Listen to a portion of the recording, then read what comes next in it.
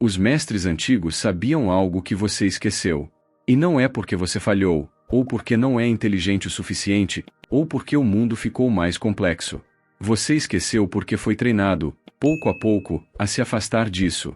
Desde cedo, quase sem perceber, você aprendeu a viver para fora, a responder ao barulho, a correr atrás do que chama sua atenção, a reagir antes de sentir, a pensar antes de perceber. E nesse processo silencioso, algo essencial foi sendo deixado para trás. Não de forma dramática, mas gradual. Um esquecimento confortável. Um esquecimento funcional. Um esquecimento que hoje cobra um preço alto. Os antigos não viviam em um mundo mais fácil. Viviam em um mundo mais cru. Mais lento, talvez, mas também mais incerto, mais perigoso, menos protegido.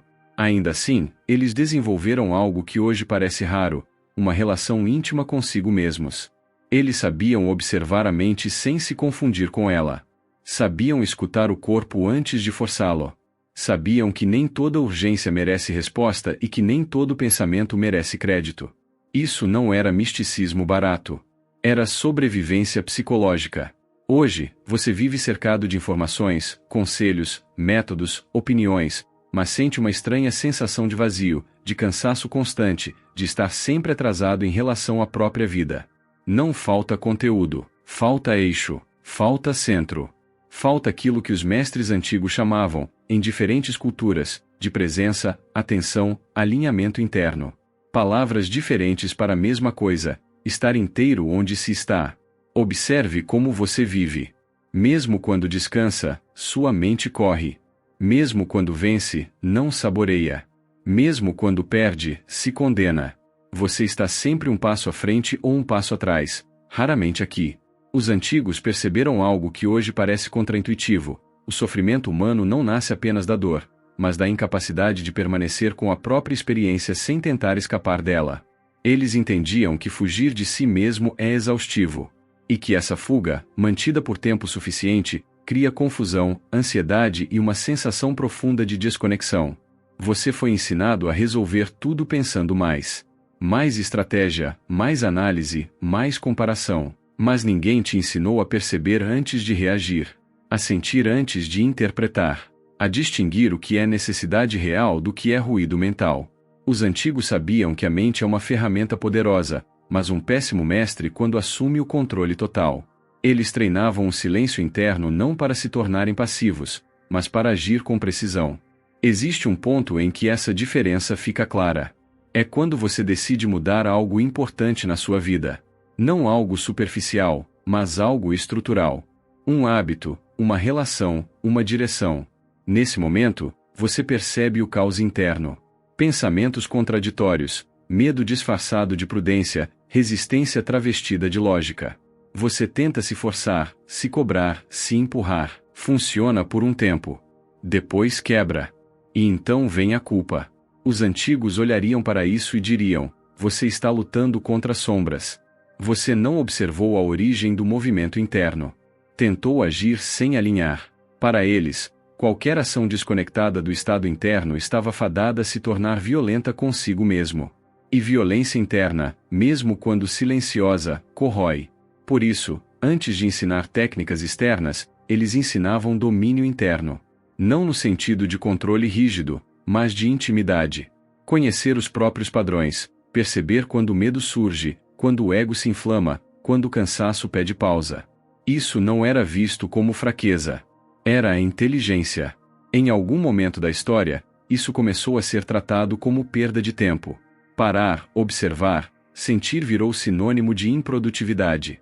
O valor passou a ser medido pela velocidade, pela quantidade, pela aparência de movimento constante. E assim, você aprendeu a se afastar do próprio ritmo, a ignorar sinais sutis, a se orgulhar de suportar o insuportável. Os mestres antigos sabiam algo simples e brutal: aquilo que você ignora em si mesmo não desaparece. Apenas se acumula. Esse acúmulo aparece como ansiedade sem causa clara, irritação constante, sensação de estar sempre no limite. Você tenta resolver isso com distração, com consumo, com metas novas, com mais esforço. Mas nada resolve de verdade. Porque a raiz não está na falta de estímulo. Está no excesso dele. Está na ausência de silêncio interno. Os antigos sabiam que o silêncio não é vazio. É espaço. Espaço onde a mente desacelera, onde o corpo se reorganiza, onde a percepção se afina. Há um ensinamento recorrente em tradições distintas, de lugares que nunca se encontraram fisicamente, mas chegaram à mesma conclusão: você sofre menos quando para de acreditar em tudo o que pensa. Isso não significa negar a mente, mas relativizá-la. Perceber que pensamentos surgem por hábito, por condicionamento, por medo. Eles não são ordens. São eventos. Quando você não sabe disso, vive obedecendo impulsos internos como se fossem verdades absolutas. Quando sabe, ganha espaço de escolha. Os mestres antigos treinavam isso todos os dias, de forma prática, incorporada à vida. Não era algo separado, um ritual distante. Era no caminhar, no comer, no trabalhar, no enfrentar dificuldades. Eles observavam a própria reação antes de responder ao mundo. E isso criava algo que hoje falta em muitos: estabilidade interna. Não uma estabilidade rígida, mas uma base. Algo que não desmorona a cada oscilação externa. Você pode perceber agora o quanto reage automaticamente. A uma crítica, a uma comparação, a uma expectativa frustrada. Reage sem perceber. E depois justifica. Os antigos invertiam isso. Primeiro percebiam.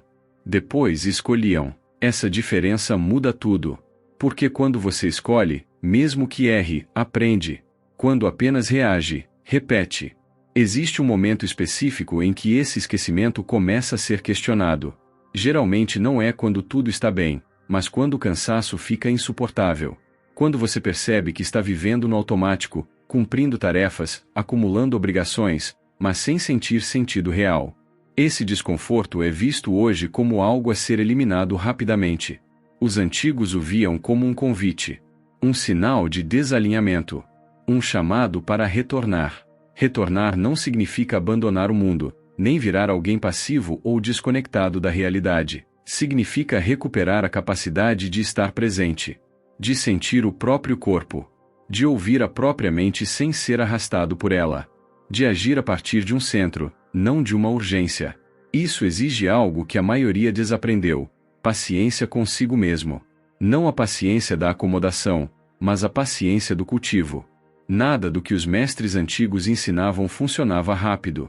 E isso é essencial. Eles sabiam que mudanças profundas não acontecem sob pressão constante. Sabiam que a mente precisa de repetição calma para se reorganizar. Sabiam que forçar demais cria resistência. Por isso, seus métodos pareciam simples demais para quem buscava atalhos. Respirar, observar, repetir, manter presença. Pequenos gestos feitos com consciência total. O clímax dessa compreensão não é uma revelação mística. É um ajuste silencioso. Um momento em que você percebe que não precisa mais correr contra si mesmo. Que pode agir sem se violentar. Que pode crescer sem se odiar no processo. Esse momento muda a relação com o esforço. Você ainda se esforça, mas não contra. A favor. Quando isso acontece, algo curioso surge. A mente, antes caótica, começa a cooperar. O corpo, antes exausto, responde melhor. As decisões ficam mais claras. Não porque a vida ficou mais fácil, mas porque você parou de desperdiçar energia brigando com o que é inevitável. Os mestres antigos chamavam isso de harmonia. Não no sentido de ausência de conflito, mas de coerência interna.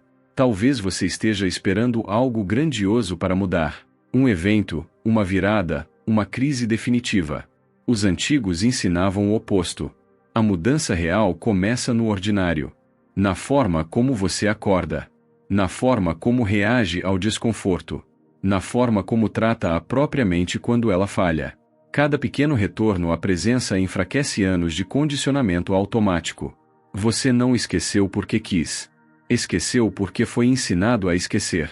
A olhar para fora antes de olhar para dentro. A medir valor por desempenho, não por alinhamento. A confundir movimento com progresso. Mas aquilo que foi esquecido pode ser lembrado. Não de uma vez. Não como uma fórmula. Mas como um caminho. Os mestres antigos não deixaram respostas prontas. Deixaram práticas. Não prometeram uma vida sem dor. Prometeram algo mais honesto. a capacidade de atravessar a dor sem se perder de si mesmo. Em um mundo que acelera cada vez mais, isso não é luxo, é sobrevivência.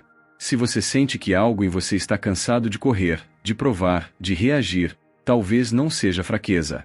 Talvez seja a memória. Algo antigo tentando lembrar você do que realmente sustenta uma vida. A pergunta agora não é se isso faz sentido intelectualmente. É se você está disposto a parar por um instante e sentir.